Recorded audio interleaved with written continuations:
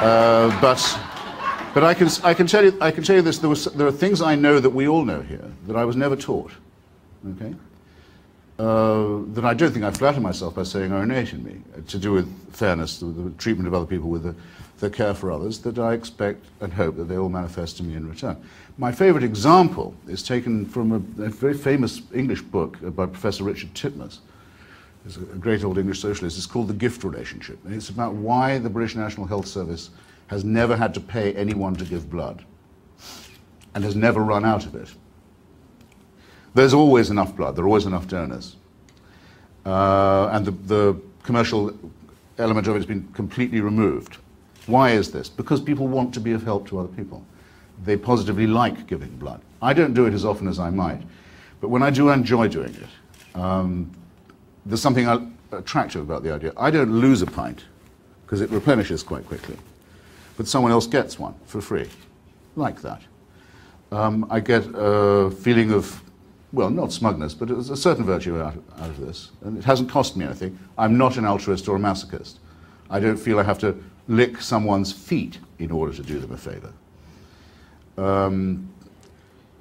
And then I have a very rare blood group.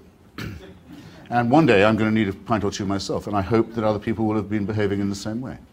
Now, what is wrong with that as an explanation for human solidarity, as I prefer to call it, human morality, and the self-interest, the evolutionary interest that's involved in it? Does that suffice? I know it's not a twanging hard-on. I knew it wouldn't. Okay. Well then, all right, well, so why do women, now Matthew touched on this today, why are women the mainstay of religion? That's a very interesting question, which you seem to be asking. I'm sure I know what the answer to that is. Oh, do tell. Okay. Well, I think for a lot of men, the non serviam that I mentioned earlier, the refusal to bow the knee to a paternal dictator. What is it? Is it God is dead or God is dad? I forget who said that, but anyway, isn't as strongly felt among women. They tend to kind of quite like their fathers, if they're lucky. I mean, you generally do, right? Often a bit more than boys do. So there's that. And then I think there's the appalling risk that a woman has always had to take when she becomes gravid. I mean, she may die a death by torture to bring this about, and may lose the baby as well. And then, if that doesn't happen, but this is well within our race and folk memory, if that's avoided, there's no time of any day, I know this only slightly as a father, watching my daughter running, I think it makes me uneasy to see my heart running around in someone else's body. But it's much tougher for mothers, as I don't need to tell you. And there's so many things that can go wrong all the time. And of course women go to the churches and they put little prayer flags out, or because they can't, if there's a small chance that it might help their child, they're going to take it. And I don't blame them. But it is a terrible thing to see the mosques of Saudi Arabia filling with black draped babes at all hours of the day and night, and to see the terrible con trick that's being played on them. But if this wasn't true, and if this wasn't the danger, wasn't the situation, we wouldn't need to be having this conversation. That'll do.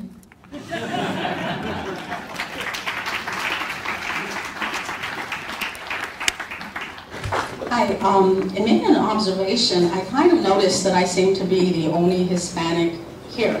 And I was going to recommend that if No, I know that's not true, but where's Rodriguez?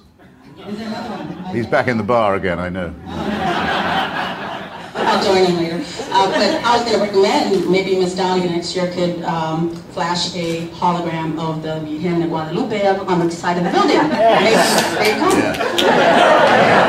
But I'm often asked why I believe as I believe or why I don't believe, and I think it comes down to an issue of personal responsibility. That I think that when good things happen, it's like, oh, God is good, and He was the initiator of that. When bad things happen, it's like, oh, that person was evil. And people ask me, well, don't you believe in evil and Satan making people do things? And I tell people, why don't we just take responsibility for our own actions? If we do good, let's rejoice in that. And I probably committed a lot of the 7 sins by not being humble, being proud of my volunteerism, and working with the Katrina victims and so forth, going down to Louisiana on Labor Day. And by the way, St. Bernard Parish firefighters, they still need help. And people ask me why I don't believe in that concept of evil. And it's only because there are mean-spirited people in the world, and they choose to do so. And it would behoove them to act in a noble, compassionate way, and they choose not to. The responsibility is on them. Well, I do believe in the existence of radical evil. I couldn't tell you exactly why I do, but I could not say that I didn't. I actually think I've seen it in practice a few times, sometimes on the grand scale, like going through the bits of Iraq that Saddam Hussein's people had just combed through and seeing what they'd left behind. You can't, it's more than just violence and cruelty. It's what I call the surplus value of totalitarianism. It's the sadistic bit that you didn't really need to do, but somehow needed to. And the reason why I say that is because it's done in a way that's often self-destructive. The need to be that cruel and that ghastly must be very strong, because it's going to get you probably defeated and into trouble. It's a self-destructive element, and it's very, very frightening to see. And then a couple of times I've met people who I'm certain are motivated not just by self-interest and extreme selfishness.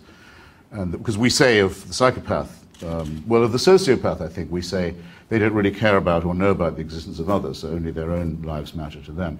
But the psychopath a positive pleasure is derived from maltreatment of other people, even at the cost of their own death. They have to do it, need to do it. I have no problem calling that evil. We need a word for it. By the way, if you don't think we need a word for it, ask any Democrat at election time what they're about to do, and they'll say, lesser evil. They need a word for it, don't they? It needs to be in our lexicon, in my opinion. But does that kind of circumvent the fact that we do have various people that do suffer from, say, like a mental illness, and we ascribe that to evil rather than actually providing them with the help that they need? Well, no, a lot of mental illnesses aren't evil. I mean, as great Colombian physician once said to me, if you hear a man praying to God, talking to God, I'm sorry. You hear a man talking to God, that we call prayer, but if you hear of someone saying God talked to him, that's schizophrenia. All the evidence is that St. Paul, or I'm not going to call it St. Paul, but Paul of Tarsus, no, my tongue's was an epileptic. If there's anything reliable about the story, however, the same is true of the man calling himself the Prophet Muhammad. I don't say that all religion is mentally disordered, but I say that it's inseparable from a form of delusion and hallucination.